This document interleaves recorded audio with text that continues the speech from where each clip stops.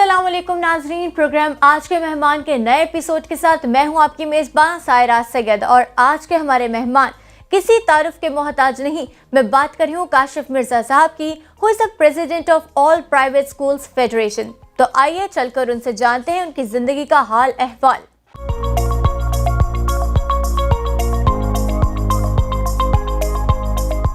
अस्सलाम वालेकुम सर, कैसे हैं आप? वालेकुम सलाम जी, बहुत शुक्रिया आपकी तशरीफ आवरी का। Thank you so very much sir. Sir सबसे पहले मैं आपसे ये पूछना चाहूँगी कि ऑल प्राइवेट स्कूल्स फेडरेशन होती क्या है या है क्या? देखें, all Pakistan private school federation is basically a federation to represent all Pakistan private school. हमारे पास we have 2,07,000 plus private school पूरे पाकिस्तान के अंदर। इसमें एलीट क्लास से लेके लो कॉस्ट स्कूल तक सब शामिल हैं। और where as we also represent more than 300 national associations of private school. तो it's a single largest only federation to represent Pakistan private school. तो इसमें हमारे पास 15 लाख से ज़्यादा असातिज़ा इसमें इन तालीमी इदारों में तालीम के जेवर से बच्चों को रास्ता कर रहे हैं। Where as we are also catering 26.9 million students जो हैं, 2,69,00,000 ये बच्चे हैं जो कि इन हमारे तालीमी इदारों में पढ़े। तो we are proud of that कि हमारे पास पाकिस्तान के अंदर गवर्नमेंट का हमने लगभग कोई 60% जो है वो लोड हम शेयर कर रहे हैं। और हमें फ़ख्र है कि हमारे बच्चों ने, हमारे तालीमी इदारों ने, टीचर्स ने अपनी क्वालिटी के साथ अपनी हैसियत जो है बनवाई है। सर बचपन से लेकर यहाँ तक का सफ़र कैसे मुमकिन हुआ? देखिए, हम सो मच लकी कि हमें एक जॉइंट फैमिली है और जिसमें मैं और मेरे साथ हम 2 भाई मेरे हैं, हम 3 भाई हैं।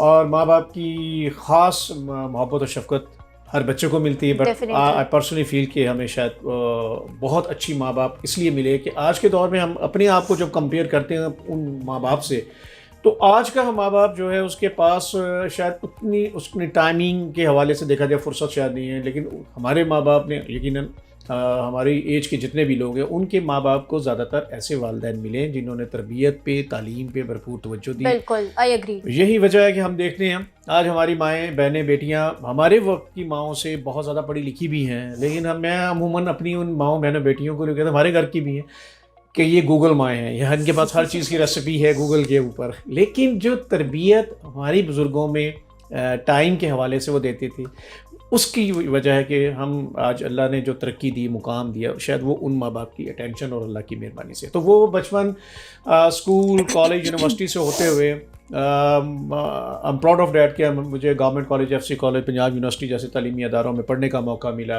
अच्छे असातिज़ा से पढ़ने का मौका मिला। फिर उसके बाद तालीम को सिर्फ़ और सिर्फ डिग्री हासिल कर लेने के लिए नहीं सोचा। और यकीनन आज MA इंग्लिश मैंने किया, इकनॉमिक्स में मैंने मास्टर्स किया, फिर बिज़नेस एडमिनिस्ट्रेशन में किया।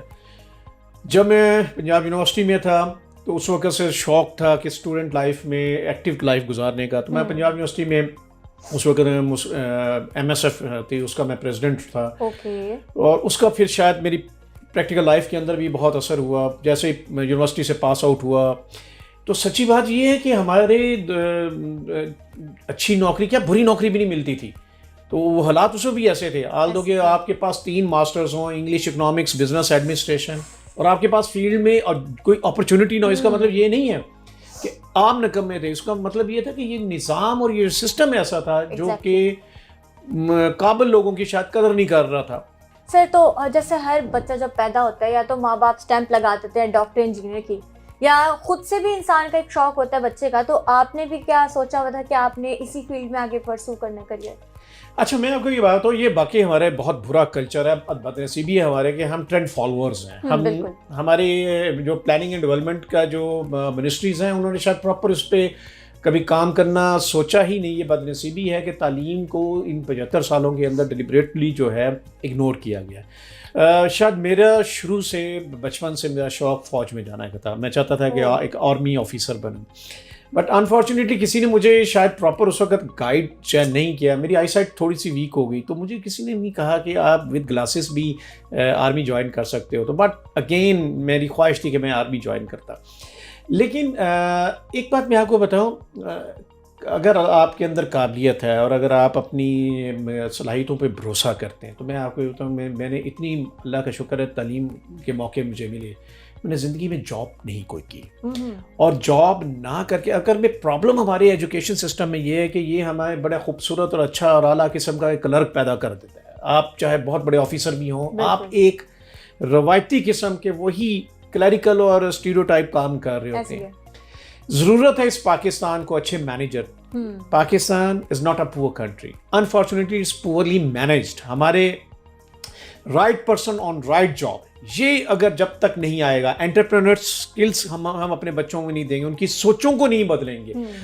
देखें, हर बंदा जो है उसके अंदर कुछ ऐसी काबिलियत हैं जो आपके मुल्क को, आपके लोगों को, आपके अपनों को, बल्कि आपको खुद बहुत सा फ़ायदा दे सकती है। ज़रूरत है एक ऐसे एजुकेशन सिस्टम की जिसमें हम अपने बच्चों की सलाहियतों को एक्सप्लोर करें।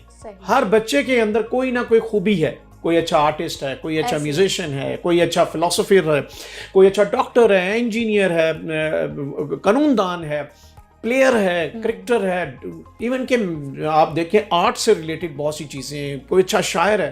प्रॉब्लम ये है कि हमने कुछ चीज़ों को ट्रेंड बना दिया। एक अच्छा डॉक्टर होगा तो वही काबिल है, या अच्छा इंजीनियर होगा तो वही काबिल है। हमें देखना है आने वाले अगले 25 सालों में या 50 सालों में इस मुल्क को आईटी में कितने लोगों की ज़रूरत है, प्रोफेशनल कितने चाहिए, मैनेजमेंट में कितने चाहिए, स्किल्स डेवलपमेंट में कितने चाहिए, हमें आर्टिफिशियल इंटेलिजेंस में कितने चाहिए। दुनिया को एक्सप्लोर करें, दुनिया किस तरह से सोच रही है। हम आज तक चूंकि कॉलोनियल सिस्टम क्या, वो जो गोरा तो चला गया यहाँ से, अंग्रेज़ अपने पीछे काले अंग्रेज़ छोड़ कर गया है। वो काले अंग्रेज़ जो ब्यूरोक्रेसी के अंदर हैं या जो हमारी जागीरदाराना पॉलिटिकल सिस्टम के अंदर हैं, उन्होंने इस माशरे को डेवलप नहीं होने दिया, रिफॉर्म्स नहीं होने दी।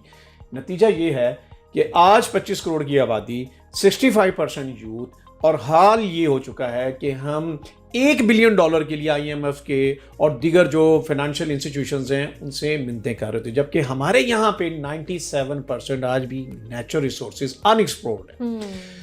जिस मुल्क के अंदर आपका तालीमी निज़ाम 124वें नंबर में हो, आपका जो अदालती इंसाफ है वो आपका 130वें नंबर पे हो, आपके जमहूरी अदारे जो हैं 134वें नंबर पे हो, आप बतौर ईमानदार कौम 140वें नंबर पे हो, तो इसमें इस मुल्क का कोई कसूर नहीं है। इसमें हम इन अफराद का है जिन्होंने इस मुल्क को बुरी तरीके से ऑपरेट किया, और हमें अपनी इस सोच को बदलना है, काबिलियत के ऊपर फोकस करना है। देखें, तालीम तरबियत के बगैर जब हमने की, नंबर गेम जब हमने दिया, नतीजा ये निकला कि हमारा नौजवान तरबियत से आरी हुआ। आज बदनसीबी ये है कि हमारे यहाँ के हीरोज़ जो हैं जाली अरस्तू हैं, जाली मोटिवेशनल स्पीकर्स हैं, या आपको लावा जैसे हीरोज़ दिखाई देते हैं, या कोई इंडियन गानों पे किसी बच्ची का डांस जो है उसको तो मिलियंस के व्यूज़ मिलते हैं। लेकिन एक अच्छी रिसर्च रिपोर्ट, एक अच्छी एजुकेशन से रिलेटेड, एक अच्छी साइंटिफिक डेवलपमेंट, इनोवेशन, इनकी क्यों नहीं आपको ये दिखाई देती। इस कल्चर को बदलना जो है वो बहुत ज़रूरी है। सबसे इम्पॉर्टेंट मैं आपको एक बात बताऊँ, हमें वापस जाना पड़ेगा अपने उस जॉइंट फैमिली सिस्टम में। हमें जाना पड़ेगा जहां हमारा बच्चा प्रोटेक्टेड होगा, जहां हमारे एक दूसरे को उस टीम वर्क की ज़रूरत है। ये तालीमी निज़ाम खुद गर्जी का निज़ाम सिखाता है, जिसमें हम बच्चों को ये सिखाते हैं कि कैसे तुमने किसी को धकेल के आगे बढ़ना है। हमें एक ऐसे निज़ाम की ज़रूरत है जिसमें बच्चे को ये सिखाया जाए कि माशरे में खुशियाँ कैसे बांटनी है, कैसे कामयाबी का मतलब लोगों को हाथ पकड़ के अपने साथ आगे लेके जाने में है। सही। आप जब टीम वर्क के ऊपर मैं से हम में जब आप लेकर आएंगे, बिलीव मी, आप ये देखेंगे ये माशरा ही इसकी शक्ल बदल जाएगी। हमने बहुत से माशरों में बदलते देखा है। सिंगापुर की मिसाल आपके सामने है। ये वो मुल्क था जहाँ एक ज़मीन दलदली थी, लोग मंशियात का शिकार थे। आपने वो देखा कि चंद सालों के अंदर वो इस वक्त दुनिया के नंबर 1 कंट्रीज में है, जिसका अकेला जीडीपी जो है वो अमेरिका से और बहुत से डेवलप कंट्रीज से ऊपर है। बिल्कुल है। क्योंकि उन्होंने एक कमिटमेंट की, उनके पास कोई रिसोर्सेज नहीं, लेकिन उन्होंने रिसोर्सेज अपने अफराद को बनाया, कमिटमेंट को बनाया, प्रोफेशनलिज्म को बनाया। आज पाकिस्तान को बहुत सख्त ज़रूरत है ग्रास रूट लेवल से यूनिवर्सिटी लेवल की एजुकेशन के अंदर हम अपने बच्चों को काबिल बनाएं, स्किल्स उनको डेवलप करें। हमें डिग्रियां उस वक्त तक कुछ नहीं दे सकेंगी जब तक हमारा बच्चा हकीकी मानों में फील्ड के अंदर आके कंट्रीब्यूट नहीं करेगा। Exactly, I agree. और सबसे इम्पॉर्टेंट चीज़ मैं आपको एक बात बताऊं, ये कोई फील्ड अच्छी बुरी नहीं होती। असल चीज़ होती है कि आपने उसमें कंट्रीब्यूट कितना किया।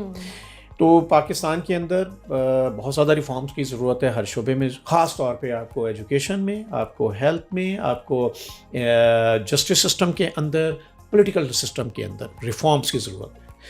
पाकिस्तान का जो अब तक मैंने तो जो अपनी इतनी ज़िंदगी में सीखा है वो निचोड़ ये है कि शायद हमारा जो डेमोक्रेटिक सिस्टम है इसके अंदर इसको इंटायरली रिफॉर्म करने की ज़रूरत है। जो हमारा जो पॉलिटिकल सिस्टम मौजूद है इसको रिप्लेस करने की ज़रूरत है प्रेसिडेंशियल सिस्टम के साथ। एक ऐसा सिस्टम जिसमें मुतनासिब नुमाइंदगी हो, जिसमें डेमोक्रेसी की जब हम बात करते हैं तो उसमें जो मौजूदा निज़ाम है ये जागीरदाराना निज़ाम। इसमें आप देख लें हमारी 8-10 बड़ी जितनी पॉलिटिकल पार्टीज़ हैं इनकी आगे नस्ल दर नस्ल जो है वो सिस्टम है, इसमें काबिलियत वाले लोगों की गुंजाइश ही नहीं। आपके साथ जब तक भुट्टो नहीं लगा या शरीफ नहीं लगा या आपके साथ ज़रदारी नहीं लगा या आपके साथ वली फैमिली नहीं लगी या आप कोई भी अगर आप फैमिलीज़ देखें उन्हीं की 3-3 नस्लें जो हैं आगे आ चुकी हैं। तो एक ऐसा निज़ाम जिसमें आप करोड़ों रुपए के साथ भी आप पॉलिटिकल सिस्टम के अंदर एंटर नहीं हो सकते खर्चने के बाद, तो वो तो इसका मतलब है आपका मेनली तो वो लोग जो आपके इंटेलेक्चुअल हैं, जो आपके कंट्रीब्यूटर्स हैं, जो आपके इनोवेटर्स हैं, उनकी तो फिर कहीं पे कोई गुंजाइश नहीं रहती। तो ये एक बहुत बड़ा एक अलमिया है। Sir, what's the key toward success? इसका जवाब लेंगे नाज़रीन हम लोग इस शॉर्ट ब्रेक के बाद। Don't go anywhere, stay tuned with us.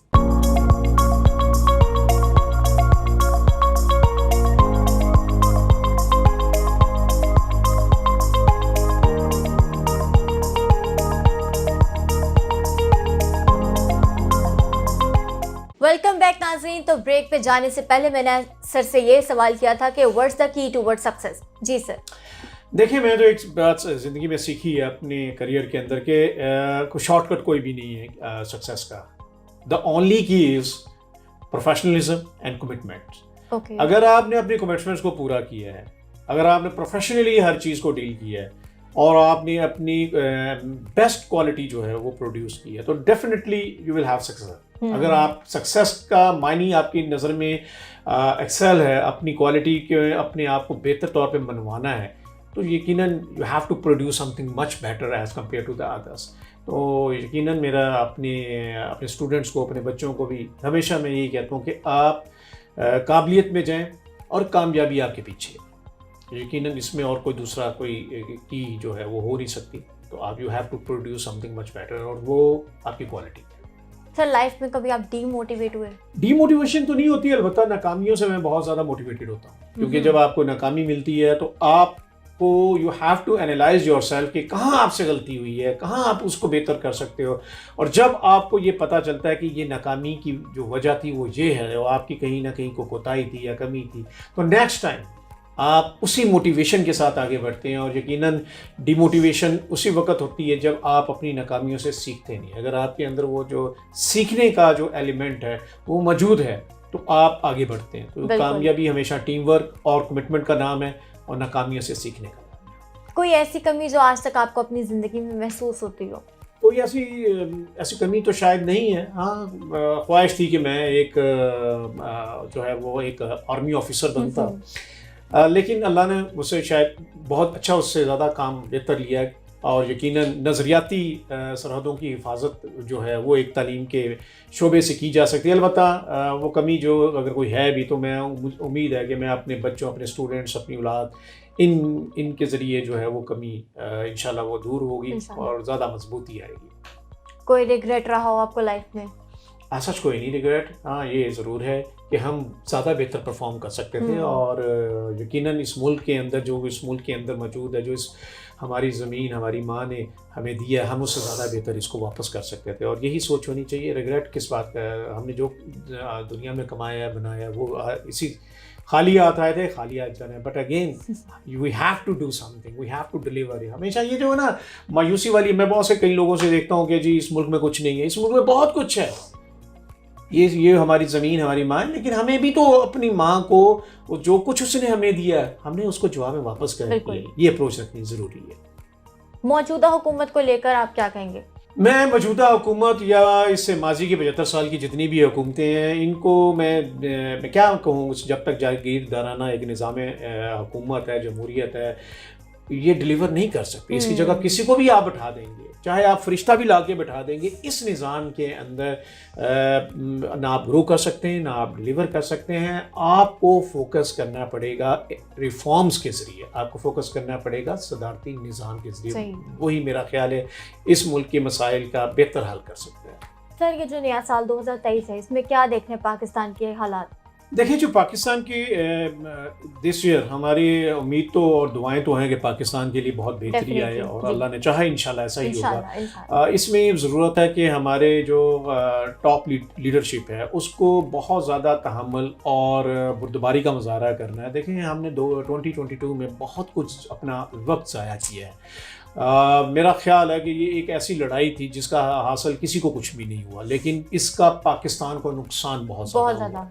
इस वक्त हम $130 बिलियन के जो हैं मकरूज़ हैं। ये हमारी कामयाबी नहीं। जब मैं अपने प्राइम मिनिस्टर को ये देखता हूँ, वो पूरी दुनिया में जाता है और जाके $1 बिलियन के लिए एक तरह की भीख मांग रहे होते हैं, तो एक बात ये पाकिस्तानी एक कौम के लिए ये अफसोस की बात है। और ख़ास तौर पर जब हमारे कैबिनेट मिनिस्टर ये कह रहे होते हैं हमने बहुत बड़ी कामयाबी की, हमने इतना कर्जा इकट्ठा कर लिया, हमने फ़लाँ कंट्री जो है और फ़लाँ जो फाइनेंशियल डोनर एजेंसीज़ हैं उनसे हमने इतना कर्जा इकट्ठा किया।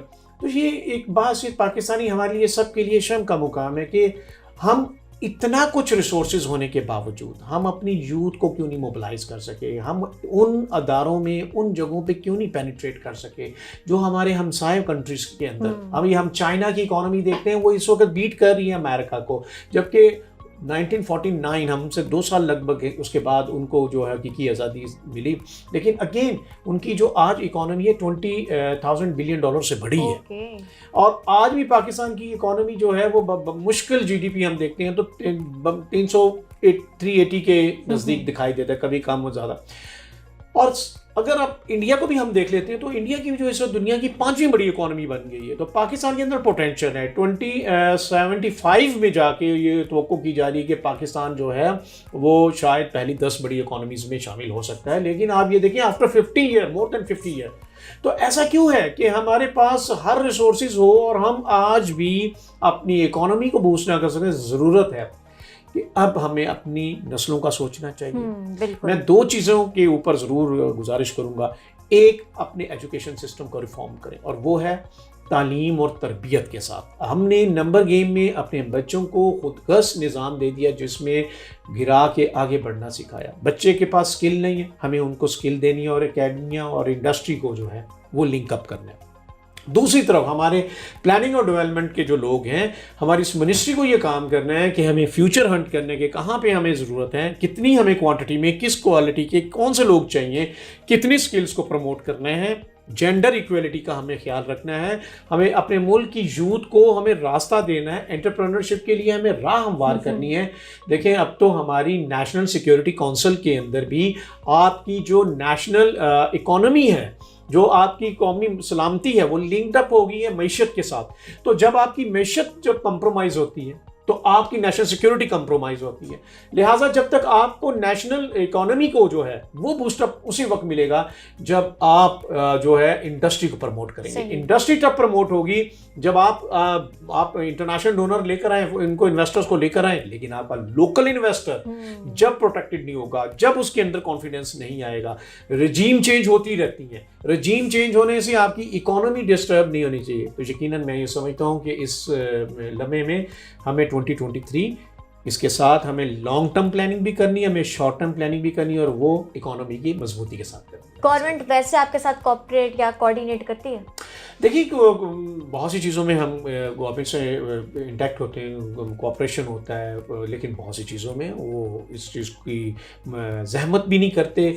जब आप पॉलिसीज़ जो हैं बंद कमरों में, ड्राइंग रूम्स में बैठ के बनाएंगे, आप स्टेक होल्डर्स को ऑन बोर्ड नहीं करेंगे, एतमाद में नहीं लेंगे, तो नतीजा ये निकलेगा कि आपके पास जो है वो जो इनपुट आ रहा है वो दुरुस्त नहीं होगा। देखें, हमें बहुत ज़रूरत है अपने जो अदल के निज़ाम के अंदर रिफॉर्म्स लाने की। आज भी बदनसीबी ये है कि पाकिस्तान के अंदर लगभग जो है वो 27-28 लाख के करीब केसेस हैं पूरे पाकिस्तान में जो डिस्ट्रिक्ट जुडिशरी के अंदर पेंडिंग है। हमारे पास इसी तरीके से हाई कोर्ट्स के अंदर जो हैं केसेस, जो सुप्रीम कोर्ट के अंदर जो केसेस हैं, एक बहुत बड़ा बैकलॉग है। रिफॉर्म्स चाहिए, सस्ता और जल्द इंसाफ चाहिए। अगर आपका इंसाफ को सालों में मुहित है तो यकीनन ट्रस्ट डेफिसिट आएगा।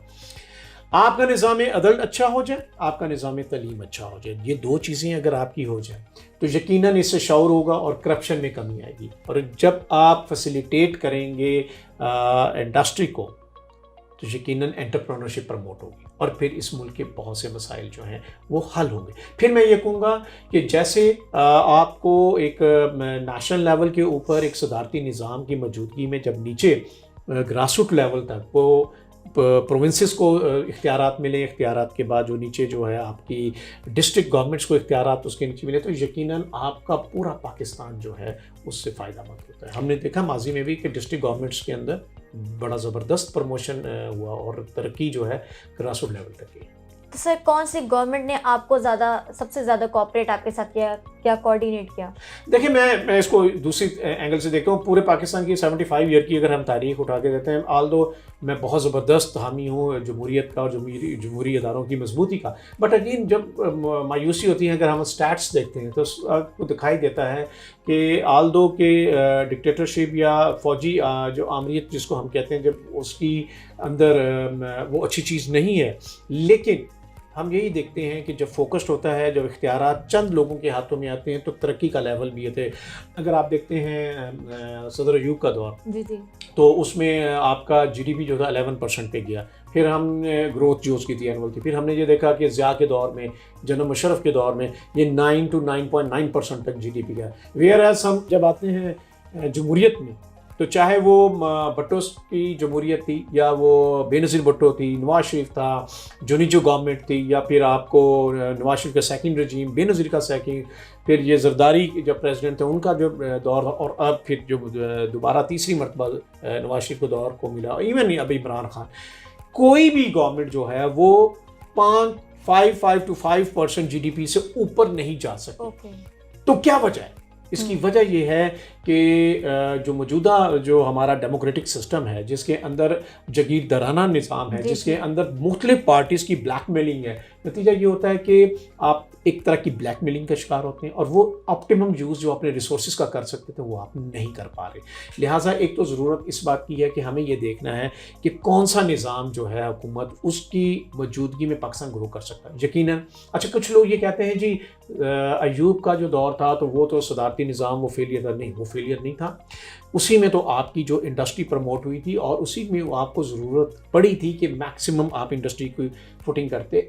एक्चुअली प्रॉब्लम ये है कि जो आमरीत का दौर है उसको आप सदारत का दौर नहीं कह सकते। सदारती निज़ाम वोटों के ज़रिए आता है, मुतनासिब वोटों के ज़रिए आप एक कैंडिडेट को प्रेसिडेंट चूज़ करते हो और फिर वो प्रेसिडेंट आज़ाद होता है कि अपनी कैबिनेट चूज़ करता है। अब वो कैबिनेट किसको चूज़ करता है?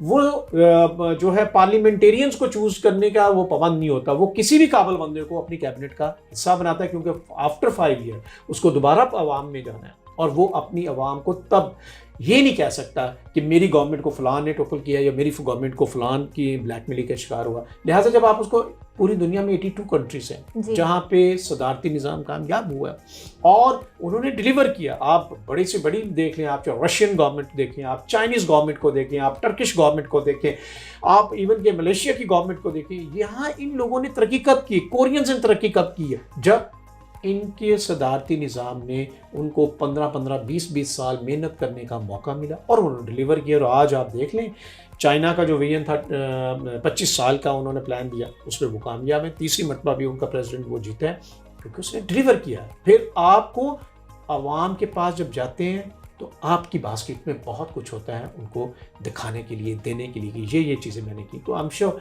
कि कोई भी एक अच्छा लीडर इस मुल्क को अगर मैसर आ गया यकीनन ये मुल्क बहुत पोटेंशियल है, बहुत आगे जाएगा इंशाल्लाह ताला। सर आपकी बातें इतनी अच्छी है, इतनी इंटेलेक्चुअल थिंकिंग है। नाज़रीन यहाँ वक्त हुआ है ब्रेक का। ब्रेक के बाद हम करेंगे हमारा रैपिड फायर राउंड। कहीं नहीं जाना, we will be right back.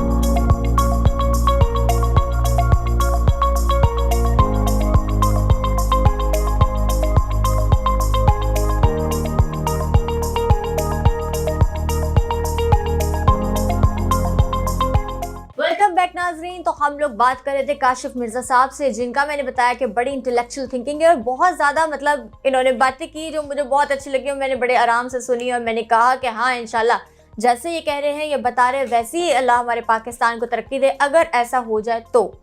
Sir अब हमारा रैपिड फायर राउंड है। रैपिड फायर राउंड में मैं आपसे कुछ क्वेश्चंस करूँगी जिसके आपने यूँ जल्दी जल्दी मुझे जवाब देने हैं। तो शुरू करें? जी श्योर। मुझे बताइए आपको खाने में क्या पसंद है? खाने में मुझे चिकन और फिश ज़्यादा मुझे पसंद है, और वो भी अगर कीमा हो तो बहुत ज़्यादा ज़बरदस्त है। ओके, चिकन का बिरयानी या पुलाव? बिरयानी और पुलाव दोनों ही मैं पिछले 15-20 सालों से नहीं खा रहा। मैं चावल और रोटी वगैरह नहीं लेता। हाँ, अलबत्ता गाजर का हलवा मुझे बहुत पसंद है। सर्दियाँ में ये सौगात है, ये तो सर्दियों की सौगात है गाजर का हलवा। और फल मुझे बहुत ज़्यादा अट्रैक्ट करते हैं, मैं ज़्यादा फल में इंटरेस्ट लेता हूँ, या वो ड्राई फ्रूट हो या वो फ्रेश फ्रूट हो, उसमें ज़्यादा बस फ्रूट्स हो और फिश, चिकन या सी फूड, उसमें मेरा ज़्यादा इंटरेस्ट है। लेकिन खाना में मैं बल्कि एडवाइस करूँगा अपने पाकिस्तानियों को, ख़ास तौर पे जो मेरी एज है, इसमें रोटी और चावल से कोशिश करें लो कार्ब पे जाएं, अपनी डाइट को मेंटेन करें तो आपके लिए बहुत सी आसानी होगी। कोई बिरयानी कैसे छोड़ सकता है? यकीनन बहुत मुश्किल है जी, मुझे खुद भी बहुत पसंद है, लेकिन बस some time you have to, I mean अगर आपको अपनी ज़्यादा बैठने का आपका काम है तो फिर या तो आप डाइट कॉन्शियस हो या फिर आप एक्सरसाइज करें, फिर तो आप बिरयानी और सब चीज़ें ले सकते हैं। कुछ ऐसे लोग भी होते हैं जो पूरा हफ्ता बिरयानी खा सकते हैं और खाई हुई भी है। मैंने बहुत खाई है, मैं खुद भी आज से 10-15-20 साल पहले तक तो मैंने बहुत ज़्यादा डेली तकरीबन बिरयानी। और ऑब्वियसली देखिए, एक एज के अंदर आपको अपनी लाइफ की डाइट को शेड्यूल करना पड़ता है, तो उसके मुताबिक अगर आप करेंगे तो आपके लिए आसानी है। लेकिन नो डाउट कभी कभार और कभी शादी ब्याह में, दावतों में कभी आप कर सकते हैं, लेकिन it's again depends on your physique and your age and your diet plan, उसके मुताबिक हो। कभी खुद कुकिंग की आपने?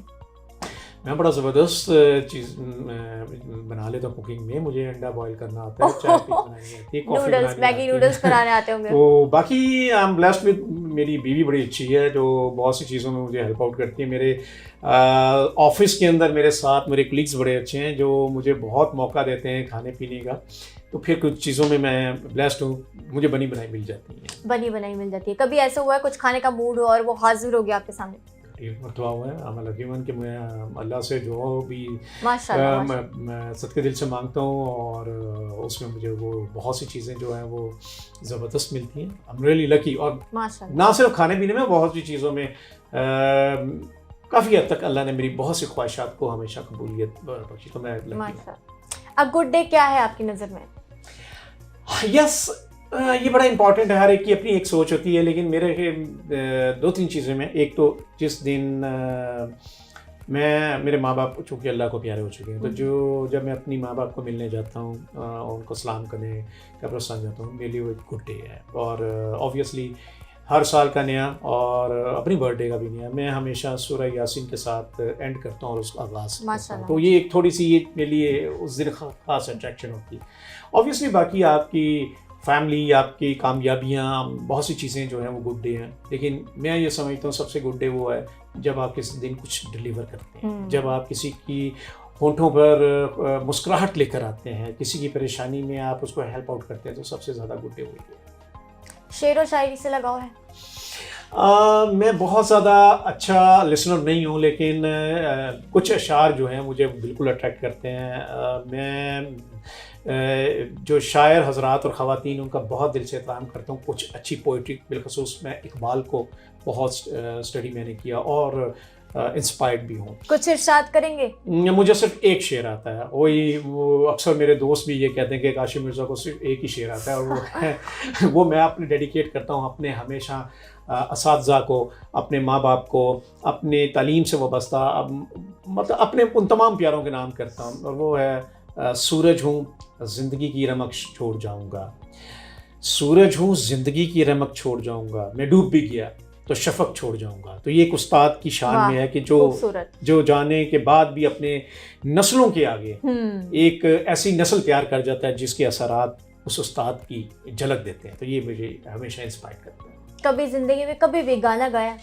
बहुत बुरा गाने वाला हूँ और मुझे वो कोई पसंद भी कुछ ज़्यादा नहीं करता गुनगुनाना और वो चीज़ें, तो कभी मुझे इतना मौका भी नहीं है करना, कभी किसी ने इतना अप्रिशिएट किया। तो कोशिश मैं करता हूँ कि अच्छे अल्फाज अदा कर लूँ और उसी के अंदर से कुछ जो है वो बेहतरी को मुझे मिले, लेकिन I am not a good singer. कभी तन्हाई में आपने खुद से कुछ गुनगुनाया? नहीं, I am a very bad singer, तो वो कभी मुझे ज़रूरत नहीं होती। अलबत्ता ये है कि कोई अच्छा गुनगुना रहा हो तो उसको सुनने में मुझे ज़्यादा इंटरेस्ट होता है। तो मेरा ख्याल है जो काम बेहतर कोई दूसरा कर सकता है उसको वही करना चाहिए। तो मैं आई एम लकी वन के शायद मैं बहुत अच्छा सिंगर बनना चाहूँ भी शायद, तो बहुत से अच्छे सिंगर जो हैं मुझे बनने नहीं देते क्योंकि उनकी आवाज़ बहुत अच्छी होती है। कौन से फेवरेट सिंगर आपके? देखिए जी, बहुत पाकिस्तान के तो फर्टाइल है, बहुत से ज़बरदस्त सिंगर्स के साथ, लेकिन मुझे लगता है कि उस्ताद नुसरत फ़तेह अली खान साहब जो थे और उन जैसे जोड़ का मुझे जो है वो सिंगर वो शायद पाकिस्तान में दोबारा नहीं आ सकता। और बहरहाल जब भी उनकी मैं जो है कवालियाँ और कुछ गज़लें जो उन्होंने जो गीत गाए, यकीनन वो जो है एक वो लेजेंड थे और लेजेंड है भी, और रहेंगे भी। बहुत ज़्यादा इंटरेस्ट हूँ। यस, उसके बाद थोड़ा सा एल्विस प्रेस्ले को भी मैंने सुना और भी कुछ सिंगर्स, लेकिन उस्ताद Nusrat Fateh Ali I think he is the best, बेमिसाल, बाकमाल, नो डाउट। अच्छा, लास्ट मूवी कौन सी देखी थी? लास्ट मूवीज़ बहुत ज़्यादा मैं मूवीज़ और ड्रामा देखने का मुझे मौका नहीं मिलता, और जब से भी ये जो है डिजिटल मीडिया का वक्त है तो कुछ क्लिप्स ज़रूर देख लेता हूँ। एक इंग्लिश मूवी है 300, वो मुझे बहुत ज़्यादा हमेशा जो है वो इंस्पायर करती है, वो मैंने मेरा ख्याल है लास्ट मूवी देखी। अदरवाइज कुछ और मूवीज़ हैं मगर कंप्लीट मूवी देखने का नहीं हुआ, बट 300 एक ज़बरदस्त मूवी है। रेस्टोरेंट कौन सा पसंद है? तकरीबन पाकिस्तान के जितने भी अच्छे हैं सारे ही मैंने देखे, लेकिन ज़्यादातर मार्को पोलो पीसी में मुझे बैठने का मौका मिलता है या नादिया में, तो ये दोनों अच्छे हैं। अगर बैठ के, हाँ समटाइम अवारी में भी जिमखाना भी इट्स आल्सो गुड, लेकिन समटाइम ढाबे की जो रोटी होती है ना उसका मज़ा ही कुछ और है। और यकीनन उसमें जो दाल आप खाते हैं, माश की दाल, और माश की दाल मेरी फेवरेट भी है, और मैं ये चाहता भी हूँ कि, और ख़ास तौर पे वो जो एक रवायती अंदाज होता है ना, ख़ास तौर पे जब आप मोटरवे पे जाते हैं और फिर उस वक्त जब आप बैठते हैं तो वहाँ पे उसका जो मज़ा है वो बिल्कुल डिफरेंट होता है। बिल्कुल एक अलग ही फीलिंग होती है, छाबी में रोटी होती है और प्लेट और उसमें वो दाल, और ख़ास तौर पे वो जो आपका एक नेचुरल एक स्टाइल होता है ना खाने का, वो आपको कम मिलता है, बट अगेन वो ही आपको अट्रैक्ट ज़्यादा करता है। कौन सा कुजीन सबसे ज़्यादा पसंद है? तो मैं सच्ची बात बताऊँ, मैंने बहुत ज़्यादा खाने पीने में इंटरेस्ट नहीं लेता, लेकिन हाँ जगह मैंने बहुत सी देखी हैं, लेकिन बहुत ज़्यादा स्पेशली कुजीन्स में तो मैं इतना नहीं जाता। हाँ ये ठीक है, रेस्टोरेंट्स वगैरह में ज़रूर मैं गया। कुछ चीज़ें में आपकी अट्रैक्शन जो है वो, मुझे ट्रैवलिंग का चूँकि बहुत ज़्यादा होते हैं तो उसमें बहुत सी, तकरीबन मैं 50-60 कंट्रीज़ पे रहा हूँ, तो तकरीबन तमाम अच्छी जगहों पे खाने का मौका मिलता है। इंटरेस्ट ये होता है कि आप उस कल्चर को, जो नई जगह है उसको देखें, वो एटमॉस्फेयर जो है, एनवायरनमेंट जो है वो अट्रैक्ट करता है। देखिए खाने में बहुत अच्छे खाने आपको मिलते हैं, लेकिन खाने में से ज़्यादा उसका जो एनवायरनमेंट है वो मैटर करता है। ख़ास तौर पे जो हमारा पाकिस्तान का नॉर्दर्न एरिया है उसमें अगर आप चले जाते हैं तो इतनी खूबसूरती है जो आपको शायद यूरोप में भी नहीं मिलती। और ख़ास तौर पे अगर आपको खाने के अंदर जो ऐसी चीज़ जो कि ताज़ा हो, फ्रेश हो और सबसे इम्पोर्टेंट ऑर्गेनिक हो, तो उसको ढूंढना जो है इम्पॉर्टेंट है। हमारी बहुत सी मसाइल और परेशानियाँ सेहत के हवाले से जो है वो इस वजह से हम ओवर ईटिंग करते हैं और हम ऑर्गेनिक लाइफ से ज़रा दूर होते जा रहे हैं। तो मैं तो वैसे प्रेफर ये करता हूँ ऑर्गेनिक चीज़ों के ऊपर ज़्यादा तवज्जो दे, और वो सिंपल जितनी अच्छी होती हैं उतना ही वो आपको सेहतमंद भी रखती है। जैसे भी आपने बताया 56+ कंट्रीज आपने विजिट किए हैं, आप मानते हैं लाहौर है? इसमें कोई शक नहीं, लाहौर है, और चूँकि बाय बर्थ मैं लाहौर से हूँ और मुझे अपने शहर जैसा जो है, लेकिन एक बात मैं आपको बताऊँ, ये लाहौर है वो लाहौर नहीं है जिसमें हमने ज़िंदगियाँ गुजारी हैं। आज से अगर आप 15-20 साल पहले भी चले जाते हैं तो ये वो लाहौर है ही नहीं है। यहाँ पे बहुत कुछ बदल गया है। और सबसे बड़ी बात, लाहौर के अंदर सबसे खूबसूरती जो थी वो ये है कि ये एक ज़िंदा दिलाने शहर है लाहौरियों का। अब हमारे अंदर बहुत सी चीज़ें ऐसी आती हैं कि हम अपनी लाइफ में पर्सनलाइज होते चले जा रहे हैं, तो उस लाहौर को हमें रिवाइव करने की ज़रूरत है। हमें अपने खेल के मैदान हैं उनको आबाद करने की ज़रूरत है। हमें वो गहमा गहमी रौनकें लाने की ज़रूरत है। तो अब हमारी रौनकें अगर रह गई हैं, टिकटॉक रह चुका है, व्हाट्सएप ग्रुप तक रह चुके हैं। इवन कि हम समटाइम आप अपने घर के अंदर अपनी फैमिली में होते हैं, अपने बहन भाई माँ बाप बीवी बच्चों में होते हैं, लेकिन उनके साथ बैठ के भी आप दूर होते हैं क्योंकि हर एक अपनी टैब में, अपने मोबाइल में इतना।